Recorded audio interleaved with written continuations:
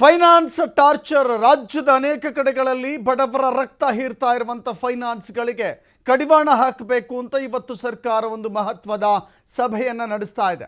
ಮುಖ್ಯಮಂತ್ರಿಗಳ ನೇತೃತ್ವದಲ್ಲಿ ಗೃಹ ಕಚೇರಿ ಕೃಷ್ಣಾದಲ್ಲಿ ಸಭೆ ನಡೀತಾ ಇದೆ. ಫೈನಾನ್ಸ್ ಹಾವಳಿ ಮಟ್ಟ ಹಾಕಲು ಸರ್ಕಾರ ನಿರ್ಧಾರ ಮಾಡುತ್ತೆ. ಇವತ್ತು ಗೃಹ ಕಚೇರಿ ಕೃಷ್ಣ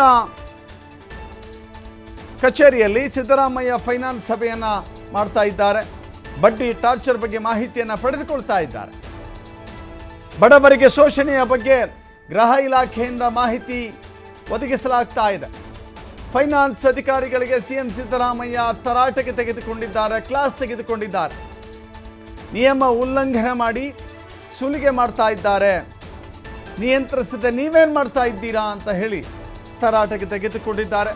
ಕಾನೂನು ಕೈಗೆತ್ತಿಕೊಳ್ಳಕ್ಕೆ ಅನುಮತಿ ಕೊಟ್ಟವರು ಯಾರು ಅಂತ ಕೂಡ ಮುಖ್ಯಮಂತ್ರಿಗಳಲ್ಲಿ ಪ್ರಶ್ನೆ ಮಾಡಿದ್ದಾರೆ. ಸಾಲ ವಸೂಲಿಗೆ ರೌಡಿಗಳನ್ನು ಬಳಸ್ತಾ ಇದ್ದಾರೆ. RBI ನಿಯಮ ಮೀರಿ ಸಾಲ ಕೊಡ್ತಾ ಇದ್ದಾರಾ? RBI ನಿಯಮವನ್ನು ಇಲ್ಲಿ ಉಲ್ಲಂಘನೆ ಮಾಡ್ತಾ ಇದ್ದೀರಿ. ಮರುಪಾವತಿಯ ಕೆಪಾಸಿಟಿ ಗಮನಿಸದೆ ಒಬ್ಬರೇ ಸಾಲಗಾರರಿಗೆ ಪದೇ ಪದೇ ಸಾಲ ಕೊಡ್ತಾ ಇರೋದು ಯಾಕೆ? ಸಾಲ ಕೊಡುವ ಮೊದಲು KYC ಮಾಡ್ತಾ ಇಲ್ಲ ಯಾಕೆ? ಫೈನಾನ್ಸ್ ಅಧಿಕಾರಿಗಳಿಗೆ ಸಿಎಂ ಸಿದ್ದರಾಮಯ್ಯ ಪ್ರಶ್ನೆಗಳ ಸುರಿಮಳೆಯನ್ನು ಹಾಕಿದ್ದಾರೆ. ನೋಡಿ, ಫೈನಾನ್ಸ್ಗಳಿಗೆ ಯಾಕೆ ಈಸಿಯಾಗಿ ಹೋಗಿ ತಗಲಾಕೊಳ್ತಾರೆ ಅಂತ ಹೇಳಿದ್ರೆ, ಅಲ್ಲಿ ಯಾವುದೇ ರೀತಿಯ ಸಿಬಿಲ್ ಸ್ಕೋರ್ ಬೇಕಾಗಿಲ್ಲ, ಬೇಕಾದಂಥ ಮೂಲಭೂತ ದಾಖಲೆಗಳು ಬೇಕಾಗಿಲ್ಲ, ಯಾವುದೇ ಪ್ರಾಪರ್ಟಿಯ ಅಟ್ಯಾಚ್ಮೆಂಟ್ ಇಲ್ಲಿರೋದಿಲ್ಲ. ಹೀಗಾಗಿ ಸುಲಭವಾಗಿ ಜಸ್ಟ್ ನಮ್ಮ ಡೀಟೇಲ್ಸ್ ಕೊಟ್ಟರೆ ಸಾಕು, ನಮ್ಮ ಅಕೌಂಟಿಗೆ ಕ್ರೆಡಿಟ್ ಮಾಡಿಬಿಡ್ತಾರೆ ವಿದಿನ್ ನೋ ಟೈಮ್. ಅದೇ ನೀವು ಬೇರೆ ಬೇರೆ ಬ್ಯಾಂಕ್ಗಳಿಗೆ ಹೋಗಿ, ಇಲ್ಲ ನಿಮ್ಮ KYC ತೆಗೆದುಕೊಂಡು ಬನ್ನಿ ಅಂತ ಹೇಳ್ತಾರೆ, NDC ತಗೊಳ್ಳಿ ಅಂತ ಹೇಳ್ತಾರೆ, no due certificate from all the banks ಅಂತ ಹೇಳಿ. ಜೊತೆಗೆ ನಿಮ್ಮ ಪಾನ್ ನಂಬರ್ ಚೆಕ್ ಮಾಡಿಬಿಟ್ರೆ ಎಷ್ಟು ಸಾಲ ಇದೆ, ಎಷ್ಟು ಮರುಪಾವತಿ ಮಾಡಿದ್ದೀರಿ, ಎಷ್ಟು ಕಾಲಮಿತಿಯಲ್ಲಿ ಮಾಡಿದ್ದೀರಿ, ಪೂರ್ಣ ಪ್ರಮಾಣದ ಸಾಲವನ್ನು ಅದೇ ಸಮಯದಲ್ಲಿ ಮಾಡಿದ್ದೀರೋ ಇಲ್ವೋ, ಅಥವಾ ನೀವು ಸಾಲವನ್ನು ಕಟ್ಟದೆ ಸಿಬಿಲ್ ಸ್ಕೋರ್ ಕಮ್ಮಿ ಆಗಿದೆಯಾ, ಇವೆಲ್ಲವನ್ನು ಕೂಡ ಮಾನದಂಡವಾಗಿ ಚೆಕ್ ಮಾಡಿ ಆ ಪ್ಯಾರಾಮೀಟರ್ಸ್ಗೆ ಹೊಂದಿಕೊಳ್ಳುವ ರೀತಿಯಲ್ಲಿದ್ದರೆ ಮಾತ್ರ ಬ್ಯಾಂಕ್ಗಳು ಸಾಲ ಕೊಡುತ್ತೆ. ಬಟ್ ಇಲ್ಲಿ ಹೆಂಗೆ ಬೇಕೋ ಹಂಗೆ, ಯಾವುದೇ ರೀತಿಯ ದಾಖಲೆಗಳಿಲ್ಲ.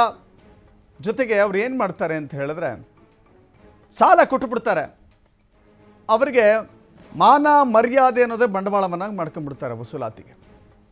ಇಲ್ಲಿ ಪ್ಲಡ್ಜ್ ಮಾಡ್ಕೋತಾರೆ ಬೇರೆ ಬೇರೆ ಬ್ಯಾಂಕ್ಗಳಲ್ಲಿ ಅಥವಾ ರಾಷ್ಟ್ರೀಕೃತ ಬ್ಯಾಂಕ್ಗಳಲ್ಲಿ. ಏನು ಮಾಡ್ತಾರೆ, ಆಸ್ತಿಗಳನ್ನು ಪ್ಲಡ್ಜ್ ಮಾಡ್ಕೊಳ್ತಾರೆ. ಸಾಲ ವಸೂಲಿ ಮಾಡುವಂಥ ಅಥವಾ ಸಾಲವನ್ನು ಮರುಪಾವತಿ ಮಾಡುವಂಥ ಕೆಪಾಸಿಟಿ ಅವನಿಗಿದೆಯಾ ಇಲ್ವಾ? ಒಂದು ವೇಳೆ ಸಾಲ ಮರುಪಾವತಿ ಮಾಡದೆ ಹೋದರೆ ಅವನ ಆಸ್ತಿ ಏನಿದೆ, ಮನೆ ಇದೆಯಾ, ಅಥವಾ ಜಮೀನಿದೆಯಾ, ಅಥವಾ ಇನ್ನಿತರ ವಸ್ತುಗಳಿದೆಯಾ ನೋಡ್ತಾರೆ, ಚಿನ್ನ ಇದೆಯಾ ನೋಡ್ತಾರೆ. ಬಟ್ ಇಲ್ಲಿ ಏನಾಗುತ್ತೆ, ಅದು ಯಾವುದೂ ನೋಡ್ದೇನೆ ಯಾವುದೇ ಪ್ಲಡ್ಜ್ ಮಾಡ್ಕೊಳ್ಳಲ್ಲ. ಬಟ್ ಇಲ್ಲಿ ಪ್ಲಡ್ಜ್ ಮಾಡೋದೇನು ಗೊತ್ತಾ, ಬಡವರ ಮಾನ ಮರ್ಯಾದೆ ಪ್ಲಡ್ಜ್ ಆಗುತ್ತೆ. ಎಸ್, ಬಡವರ ಮಾನ ಮರ್ಯಾದೆ ಪ್ಲಡ್ಜ್ ಆಗುತ್ತೆ. ಅದೇ ವಿಚಾರವನ್ನು ಇವತ್ತು ಮುಖ್ಯಮಂತ್ರಿಗಳು ಪ್ರಸ್ತಾಪ ಮಾಡಿದ್ದಾರೆ. ಯಾಕೆ ಸಾಲ ವಸೂಲಾತಿಗೆ ರೌಡಿಗಳನ್ನು ಬಳಸ್ಕೊಳ್ತೀರಿ ಅಂತ ಹೇಳಿ. ಹಾಗಾದರೆ ಟಾರ್ಚರ್ ಕೊಟ್ಟರೆ ಇನ್ನು ಮುಂದೆ 3 ವರ್ಷ ಶಿಕ್ಷೆ ಎನ್ನುವ ರೀತಿಯಲ್ಲಿ ಇವತ್ತು ಚರ್ಚೆ ಆಗ್ತಾ ಇದೆ. ಹೊಸ ಕಾನೂನು ಜಾರಿಗೆ ತರಲಿಕ್ಕೆ ಮುಂದಾಗ್ತಾ ಇದ್ದಾರೆ. ಫೈನಾನ್ಸ್ ಹಾವಳಿ ಮಟ್ಟ ಹಾಕಲಿಕ್ಕೆ ಬಹಳ ದೊಡ್ಡ ನಿರ್ಧಾರ ಇವತ್ತಾಗುತ್ತೆ.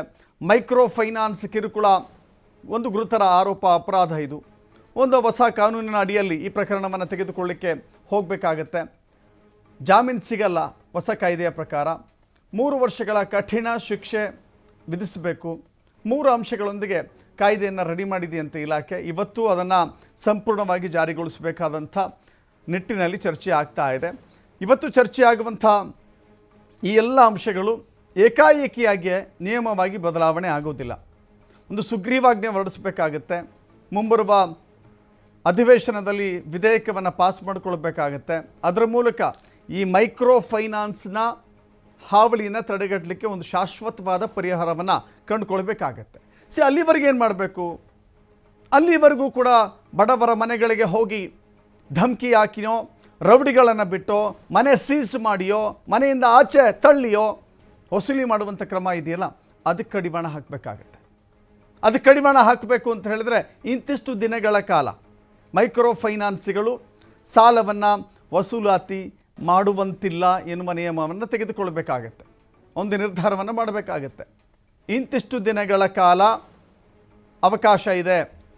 ಅಂತ ಹೇಳಿ. ಜೊತೆಗೆ ಯಾವುದೇ ರೀತಿ ಕಿರುಕುಳ ಕೊಟ್ಟಿದ್ದೇ ಆದರೆ ಅಥವಾ ಕಿರುಕುಳ ನೀಡಿದ್ದೇ ಆದರೆ ಅಂಥವರ ವಿರುದ್ಧ ಕಠಿಣ ಕ್ರಮದ ಎಚ್ಚರಿಕೆಯನ್ನು ಕೂಡ ಕೊಡಬೇಕಾಗತ್ತೆ. ಅಲ್ಲಿಗೆ ಒಂದು ಕೊಂಚ ನಿರಾಳತೆಯನ್ನು ಇಲ್ಲಿನ ಜನ ಕಂಡುಕೊಳ್ತಾರೆ. ಇಲ್ಲದೆ ಹೋದರೆ ಯಮಕಿಂಕರರ ರೀತಿಯಲ್ಲಿ ಬಡವರ ಮನೆಗಳ ಮುಂದೆ ಪ್ರತಿನಿತ್ಯವೂ ಕೂಡ ಹಾಜರಾಗುವಂಥ ಈ ಮೈಕ್ರೋ ಫೈನಾನ್ಸ್ಗಳ ಪ್ರತಿನಿಧಿಗಳಿದ್ದಾರಲ್ಲ, ಅವರನ್ನು ಯಮಕಿಂಕರಗೊಳಿಸಲಾಗ್ತಾ ಇದೆ. ಯಾಕಂತ ಹೇಳಿದ್ರೆ ಅವರು ಬರ್ತಾರೆ, ಮಾನ ಮರ್ಯಾದೆನ ತೆಗಿತಾರೆ, ಮಾನ ಮರ್ಯಾದೆನ ಬೀದಿಗೆ ಹರಾಜಾಗ್ತಾರೆ ಎನ್ನುವ ಕಾರಣಕ್ಕೆ ಅನೇಕ ಜನ ಊರು ಬಿಟ್ಟು ಹೋಗಿದ್ದಾರೆ, ಪ್ರಾಣವನ್ನು ಬಿಟ್ಟಿದ್ದಾರೆ, ಬಾಗಿಲು ಹಾಕ್ಕೊಂಡು ಎಲ್ಲೋ ತಲೆಮರೆಸ್ಕೊಂಡಿದ್ದಾರೆ. ಸೊ ಅಂಥವರ ಪ್ರತಿನಿತ್ಯ ಬರೋದಿದೆಯಲ್ಲ, ಅದು ಮಾನ ಮರ್ಯಾದೆಗೆ ಹೆದರುವಂಥ ಗ್ರಾಮೀಣ ಭಾಗದ ಜನ ಇದಕ್ಕೆ ಅತಿ ಹೆಚ್ಚಾಗಿ ಬಲಿಯಾಗ್ತಾ ಇದ್ದಾರೆ. ಹೀಗಾಗಿ ಮಾನ ಮರ್ಯಾದೆ ಎಲ್ಲವನ್ನೂ ಕೂಡ ನೋಡಿ ಹೇಳಿ ಕೇಳಿ ಇವತ್ತಿನ ನಿರ್ಧಾರ ಇದೆಯಲ್ಲ, ಇವತ್ತಿನ ಚರ್ಚೆ ಇದೆಯಲ್ಲ, ಕೇವಲ ನಾವು ಮೈಕ್ರೋ ಫೈನಾನ್ಸ್ಗಳಿಗೆ ಸೀಮಿತಗೊಳಿಸಿ ಮಾತನಾಡುವಂತಿಲ್ಲ.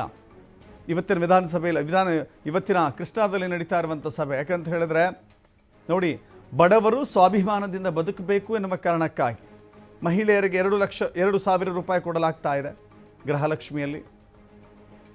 ಯಾವುದೂ ಕೂಡ ಹಸಿವಿನಿಂದ ಬಳಲಬಾರದು ಅಂತ ಉಚಿತವಾಗಿ ಅಕ್ಕಿ ನೀಡಲಾಗ್ತಾ ಇದೆ, ಉಚಿತವಾಗಿ ವಿದ್ಯುತ್ ಕೊಡಲಾಗ್ತಾ ಇದೆ, ಉಚಿತವಾಗಿ ಬಸ್ ಪ್ರಯಾಣ.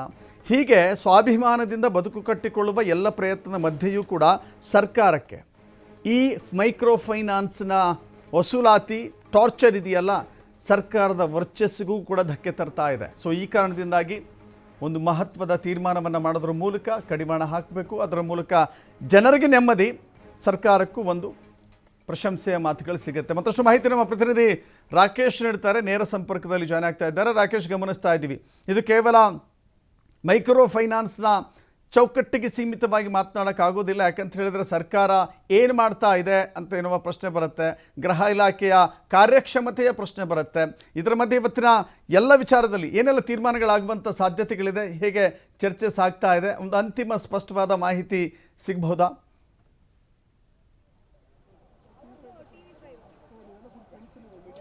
ದಶರಥ್, ಮುಖ್ಯಮಂತ್ರಿಗಳ ನೇತೃತ್ವದಲ್ಲಿ ನಡೆದಂತಹ ಸಭೆ ಈಗಷ್ಟೇ ಸಮಾಪ್ತಿಗೊಂಡಿದೆ. ಮೈಕ್ರೋ ಫೈನಾನ್ಸ್ ಸಂಸ್ಥೆಯ ಅಧಿಕಾರಿಗಳು ಹಾಗೆ ಕಂಪನಿಯವರ ಜೊತೆಗೂ ಕೂಡ ಮಾತುಕತೆಯನ್ನು ಮಾಡಿದ್ದಾರೆ. ಸಭೆಯಲ್ಲಿ ಪ್ರಮುಖವಾಗಿ ಮುಖ್ಯಮಂತ್ರಿಗಳು 10ಕ್ಕೂ ಹೆಚ್ಚು ಪ್ರಶ್ನೆಗಳನ್ನು ಅವರ ಮುಂದಿಟ್ಟಿದ್ದಾರೆ.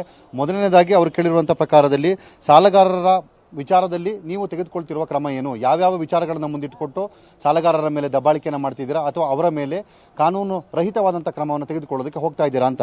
ಪ್ರಮುಖವಾಗಿ ಸಾಲಗಾರರ ಮನೆ ಜಪ್ತಿ ಮಾಡುವ ಮೊದಲು ನೀವು ನ್ಯಾಯಾಲಯದಿಂದ ಅನುಮತಿಯನ್ನು ಪಡೆದಿದ್ದೀರಾ, ಕಾನೂನು ಕೈಗೆತ್ತಿಕೊಳ್ಳಲು ನಿಮ್ಮ ಸಿಬ್ಬಂದಿಗೆ ಅನುಮತಿಯನ್ನು ಕೊಟ್ಟಿದ್ದಾರಾ, ಸಾಲ ವಸೂಲಿಗೆ ರೌಡಿಗಳನ್ನು ಬಳಸಿಕೊಳ್ತಿದ್ದಾರಾ ಅನ್ನುವಂತಹ ಪ್ರಶ್ನೆಗಳನ್ನು ಕೂಡ ಕೇಳಿದ್ದಾರೆ.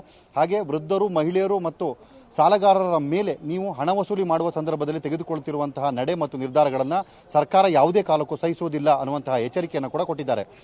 ಉಳಿದಂತೆ ಸಾಲಗಾರರಿಗೆ KYC ಕೊಡುವ ವಿಚಾರಕ್ಕೆ ಸಂಬಂಧಪಟ್ಟ ಹಾಗೆ ಬ್ಯಾಂಕ್ಗಳು ಯಾವ ರೀತಿಯ ಕ್ರಮವನ್ನು ಅನುಸರಿಸ್ತಾ ಇದೆ, ಫೈನಾನ್ಸ್ ಕಂಪನಿಯವರು ತೆಗೆದುಕೊಳ್ತಿರುವ ನಿಲುವೇನು, RBIನ ನಿಯಮಗಳನ್ನು ಬದಲಾಯಿಸುವ ವಿಚಾರದಲ್ಲಿ ನೀವು ಅಂದರೆ ನಿಯಮಗಳನ್ನು ಪಾಲನೆ ಮಾಡುವ ವಿಚಾರದಲ್ಲಿ ಇದುವರೆಗೂ ಕೂಡ ಸ್ಪಷ್ಟತೆಯನ್ನು ಯಾಕೆ ಕೊಟ್ಟಿಲ್ಲ, ವೈಯಕ್ತಿಕ ನಿರ್ಧಾರಗಳನ್ನು ನೀವು ತೆಗೆದುಕೊಳ್ಳುವುದಕ್ಕೆ ಎಷ್ಟರ ಮಟ್ಟಿಗೆ ಸಶಕ್ತರಾಗಿದ್ದೀರಾ, ಈ ಎಲ್ಲ ವಿಚಾರಗಳನ್ನು ನೀವು ಸ್ಪಷ್ಟವಾಗಿ ತಿಳಿಸಲೇಬೇಕು. ನೀವು ಈ ವಿಚಾರಗಳಿಗೆ ಬದ್ಧರಾಗಿ ನಡೆದುಕೊಳ್ಳದಿದ್ದಲ್ಲಿ ಮುಂದಿನ ದಿನಗಳಲ್ಲಿ ಸರ್ಕಾರ ಕಠಿಣ ರೀತಿಯಾದಂಥ ಕ್ರಮವನ್ನು ಜರುಗಿಸಲೇಬೇಕಾಗುತ್ತೆ. ಹಾಗೆ ನಿಯಮಗಳನ್ನು ಕೂಡ ರೂಪಿಸುವ ವಿಚಾರದಲ್ಲಿ ಸ್ಪಷ್ಟತೆಯನ್ನು ನಾವು ತೋರಿಸಬೇಕಾಗತ್ತೆ. ಸಾಲಗಾರರಾಗಲಿ ಅಥವಾ ಸಾಲ ಪಡೆಯುವ ಸಂಸ್ಥೆಗಳಿಗೆ ಸಂಬಂಧವನ್ನು ಉತ್ತಮವಾಗಿ ಇಟ್ಟುಕೊಳ್ಬೇಕು. ಸಂಕಷ್ಟದ ಸಾಲದಲ್ಲಿ ಮಾತ್ರ ಅವರು ನಿಮ್ಮಗಳ ಬಳಿ ಬರ್ತಾರೆ, ಸಾಲವನ್ನು ಪಡಿತಾರೆ. ಇವೆಲ್ಲವನ್ನು ಗಮನದಲ್ಲಿಟ್ಟುಕೊಂಡು ನೀವು ವ್ಯವಹಾರವನ್ನು ಮಾಡಬೇಕಾಗುತ್ತೆ. ಇಲ್ಲದಿದ್ದರೆ ಸರ್ಕಾರ ಜನಹಿತದ ದೃಷ್ಟಿಯಿಂದ ಕಠಿಣ ಕ್ರಮಗಳನ್ನು ತೆಗೆದುಕೊಳ್ಳಲೇಬೇಕಾಗುತ್ತೆ ಅನ್ನುವಂತಹ ಎಚ್ಚರಿಕೆಯನ್ನು ಕೊಟ್ಟಿದ್ದಾರೆ. ಹಾಗೆ ಈ ಸಂಬಂಧ ಶೀಘ್ರವೇ ವಿಚಾರವನ್ನು ನೀವು ಪರಿಷ್ಕರಣೆ ಮಾಡಿ ನಿಮ್ಮ ರೀತಿ ನೀತಿಗಳ ದಾಖಲಾತಿಗಳನ್ನು ಸರ್ಕಾರಕ್ಕೆ ಒದಗಿಸಬೇಕು ಅನ್ನುವಂತಹ ಸೂಚನೆಗಳನ್ನು ಕೂಡ ಕೊಟ್ಟಿದ್ದಾರೆ. ಸೊ ಈಗಷ್ಟೇ ಮುಗಿದಿರುವ ಈ ಸಭೆಯಲ್ಲಿ ಪ್ರಮುಖವಾಗಿ ಇಂತಿಷ್ಟು ವಿಚಾರಗಳು ದಾಖಲಾಗಿದೆ. ಮುಖ್ಯಮಂತ್ರಿಗಳು ಇದಾದ ಬಳಿಕ ಕೆಲವೇ ಕ್ಷಣಗಳಲ್ಲಿ ಪತ್ರಿಕಾಗೋಷ್ಠಿಯನ್ನು ನಡೆಸಿ ವಿಚಾರದ ಬಗ್ಗೆ ಸ್ಪಷ್ಟತೆಯನ್ನು ಕೊಡಲಿದ್ದಾರೆ. ದಶರಥ್, ಇದರ ಜೊತೆಗೆ ನೋಡಿ, ಈ ಕಡಿವಾಣ ಮತ್ತು ನಿಯಂತ್ರಣ ಅನ್ನೋದಿದೆಯಲ್ಲ, ಬಡವರಿಗೆ ನೆಮ್ಮದಿ ಸಿಗುತ್ತೆ. ಬಡವರಿಗೂ ಯಾಕಂತ ಹೇಳಿದ್ರೆ ಪ್ರತಿ ಗ್ರಾಮದಲ್ಲೂ ಕೂಡ ಸ್ವಾಭಿಮಾನಿಗಳಿಂದ ಗ್ರಾಮದ ನಿವಾಸಿಗಳಿದ್ದಾರಲ್ಲ, ಬಹಳ ಒಂದು ರೀತಿ ನರಕ ಯಾತನೆಯನ್ನು ಅನುಭವಿಸ್ತಾ ಇದ್ದಾರೆ. ಆ ಕಿರುಕುಳಕ್ಕೆ ಒಂದು ಶಾಶ್ವತವಾಗಿ ಕಡಿವಾಣ ಹೆಂಗೆ ಅಂತ ಹೇಳಿ, ಯಾಕಂತ ಹೇಳಿದ್ರೆ ನೋಡಿ, ಈ ಮೈಕ್ರೋ ಫೈನಾನ್ಸ್ ದಂಧೆ ಇದೆಯಲ್ಲ, ಬಹಳ ದೊಡ್ಡ ಮಟ್ಟಕ್ಕೆ ವ್ಯಾಪಿಸಿದೆ. ಇದರ ಜೊತೆಗೆ ಸಾಲ ತೆಗೆದುಕೊಂಡಿರುವಂಥವರು ಕೆಲವರು ಬಹಳ ದೊಡ್ಡ ದೊಡ್ಡ ಪ್ರಮಾಣದಲ್ಲಿ ಸಾಲ ತೆಗೆದುಕೊಂಡಿರುವಂಥವರು ಇದರ ಶೆಲ್ಟರ್ ತೆಗೆದುಕೊಂಡು ಪಾರಾಗುವಂಥ ಯೋಚನೆಯನ್ನು ಕೂಡ ಮಾಡ್ತಾ ಇದ್ದಾರೆ. ಸೊ ಹೀಗಾಗಿ ಒಂದು ಕಡೆ ನಿಯತ್ತಾಗಿ ಸಾಲ ತೆಗೆದುಕೊಂಡು ನಿಯತ್ತಾಗಿ ಮರುಪಾವತಿ ಮಾಡುವಂಥವರಿಗೆ ತೊಂದರೆ ಆಗಬಾರ್ದು. ಮತ್ತೊಂದು ಕಡೆ ಸುಮ್ಮನೆ ಸಾಲವನ್ನು ಕೊಟ್ಟು KYC ಮಾಡದೆ ನಿಯಮಗಳನ್ನು ಉಲ್ಲಂಘಿಸಿ ಸಾಲವನ್ನು ಕೊಟ್ಟು ವಸೂಲಾತಿಗೆ ಗುಂಡಗಳನ್ನು ಬಳಸ್ಕೊಳ್ತಾರಲ್ಲ, ಅಂಥದ್ದಕ್ಕೆ ಬಹಳ ದೊಡ್ಡ ಮಟ್ಟದಲ್ಲಿ ಕಡಿವಾಣ ಹಾಕಬೇಕಾಗಿದೆ. ಇಲ್ಲಿ ನಿಯಮ ಬದಲಾವಣೆಯ ಜರೂರತ್ ಎಷ್ಟು ಕಾಣಿಸ್ತಾ ಇದೆ ಅಂತ.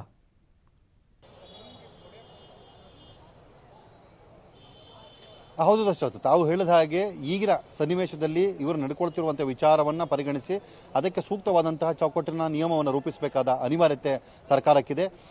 ಈಗಾಗಲೇ ಮೈಕ್ರೋ ಫೈನಾನ್ಸ್ ಕಂಪನಿ ಅಧಿಕಾರಿಗಳ ಜೊತೆ ಸಭೆಯನ್ನು ಮುಗಿಸಿರುವಂಥ ಮುಖ್ಯಮಂತ್ರಿಗಳು ಈಗ ತಮ್ಮ ಸರ್ಕಾರದ ಗೃಹ ಸಚಿವಾಲಯ ಮತ್ತು ಕಂದಾಯ ಹಾಗೆ ಇತರ ಇಲಾಖೆ ಅಧಿಕಾರಿಗಳ ಜೊತೆ ಮತ್ತೊಂದು ಸುತ್ತಿನ ಸಭೆಯನ್ನು ಕರೆದಿದ್ದಾರೆ. ಇಲ್ಲಿ ಸರ್ಕಾರ ತಾವು ಹೇಳಿದಂಥ ಎಲ್ಲ ವಿಚಾರಗಳ ಮೇಲೆ ಯಾವ ರೀತಿಯಾದಂಥ ಕ್ರಮಗಳನ್ನು ಜರುಗಿಸಬೇಕು, ಕಟ್ಟುನಿಟ್ಟಿನ ನಿಯಮಗಳನ್ನು ಯಾವ ರೀತಿ ಪಾಲನೆ ಮಾಡಬೇಕು ಅನ್ನುವಂಥ ವಿಚಾರವಾಗಿ ಚರ್ಚೆ ಆರಂಭವಾಗಿದೆ. ಸಾಲಗಾರರ ಮೇಲೆ ಹೊರೆರಹಿತವಾಗಿ ಸಾಲ ಮಂಜೂರು ಮಾಡುವುದು ಮತ್ತು ವಸೂಲಾತಿ ಪ್ರಕ್ರಿಯೆಯನ್ನು ಕೂಡ ಮಾಡಬೇಕಾಗುತ್ತೆ. ಸಂಕಷ್ಟದ ಸನ್ನಿವೇಶದಲ್ಲಿ ಆಗುವಂತಹ ಈ ಒಡಂಬಡಿಕೆ ವಿಚಾರದಲ್ಲಿ ಯಾರೂ ಕೂಡ ಮತ್ತೊಬ್ಬರ ಜೀವಕ್ಕೆ ಹಾನಿಯಾಗುವ ರೀತಿಯಲ್ಲಿ ನಡೆದುಕೊಳ್ಳಬಾರದು. ಸಾಲ ಅನ್ನುವಂಥದ್ದು ಬದುಕನ್ನು ರೂಪಿಸುವಂಥ ವಿಚಾರಕ್ಕೆ ಸಹಕಾರಿಯಾಗಬೇಕೆ ಹೊರತು ಅದರಿಂದ ಜೀವ ಕಳೆದುಕೊಳ್ಳುವ ಸನ್ನಿವೇಶ ಆಗಬಾರದು ಅನ್ನುವಂಥ ತಿಳಿವಳಿಕೆಯ ವಿಚಾರಗಳು ಕೂಡ ಚರ್ಚೆಯಾಗಿದೆ. ಸೊ ಇವನ್ನು ಮುಂದಿಟ್ಟುಕೊಂಡು ಕಂಪನಿಗಳ ಈ RBI ರೂಲ್ಸ್ ಗೈಡ್ಲೈನ್ಸ್ಗಳನ್ನು ದಾಟಿ ಮಾಡ್ತಿರುವಂತಹ ಯೋಜನೆಗಳು ಅಥವಾ ಒತ್ತಾಯಪೂರ್ವಕವಾಗಿ ತೆಗೆದುಕೊಳ್ತಿರುವಂತಹ ಸುಗ್ರೀವಾಜ್ಞೆ ಯಾಕೆ ತರಬೇಕಾಗಿದೆ ಅನ್ನುವ ಅನಿವಾರ್ಯತೆಯನ್ನು ಕೆಲವಷ್ಟು ಸಚಿವರು ನಿನ್ನೆ ಕೂಡ ಮಾತನಾಡ್ತಾ ಹೇಳ್ತಾ ಇದ್ರು. ಯಾಕಂತ ಹೇಳಿದ್ರೆ ಈ ರೂಲ್ಸ್ ಅಂಡ್ ರೆಗ್ಯುಲೇಷನ್ಸ್ ಇದೆಯಲ್ಲ, ನಿಯಂತ್ರಣ ಮಾಡುವಂಥ ನಿಯಮಗಳಿದ್ದಾವಲ್ಲ, ಅದು ಬಹಳ ಕಠಿಣವಾಗಿಲ್ಲ, ಭಾಳ ಬಿಗಿಯಾಗಿಲ್ಲ. ಈ ಕಾರಣದಿಂದಾಗಿ ಅದನ್ನು ವೈಲೇಷನ್ ಮಾಡಲಿಕ್ಕೆ ತುಂಬ ಈಸಿ ಆಗ್ತಾ ಇದೆ ಅಂತ ಹೇಳಿ ಈಗ ಕಾನೂನಿನ ಚೌಕಟ್ಟಿನಲ್ಲಿ ಬದಲಾವಣೆ ಮಾಡಬೇಕು ಅಂತ ಹೇಳಿದ್ರೆ ಸುಗ್ರೀವಾಜ್ಞೆ ಇಲ್ಲಿ ಅನಿವಾರ್ಯವಾಗಿ ಕಾಣಿಸುತ್ತಾ?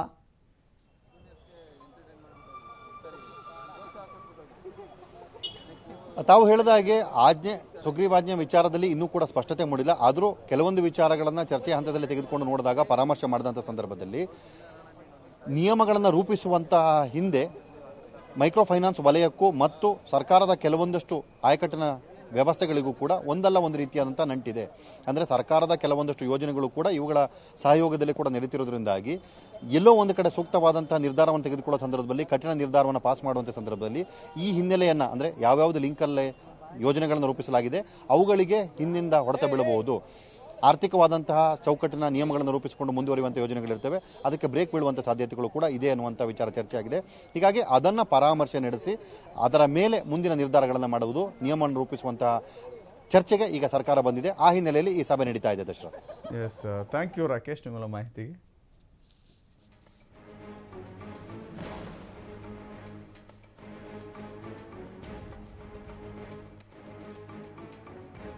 ಎಸ್, ಈಗ